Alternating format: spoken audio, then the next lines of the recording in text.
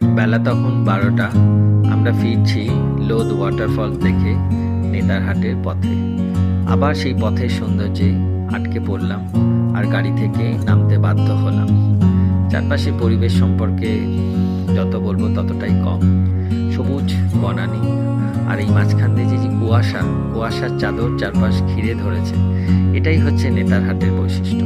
নেতারহাটে সবাই pine forest আর এই কুয়াশার মেলবন্ধন দেখতেই যায়, তবে সেটা মূলত শীতকালেই দেখা যায়। আমরা ভাগ্যবান যে বর্ষাকালেও এই দৃশ্যের সাক্ষী থাকতে পারলাম। কুয়াশাচ্ছন্ন থাকায় একটু ভিজিবিলিটিতে সমস্যা আছে, সেই কারণে প্রত্যেকটি গাড়ি হেডলাইট চালিয়ে যাচ্ছে। এত অপূর্ব পাহাড়ি মায়াবী পরিবেশ যে জাস্ট ওয়াসাম, এর বাইরে আর কিছু বলার নেই। এর জন্যই তো আসা, এত কিলোমিটার পথ অতিক্রম করে কলকাতা থেকে আমরা এসেছি এখানে। এত সুন্দর পরিবেশ যে মন প্রাণ জুড়িয়ে গেছে, মুগ্ধ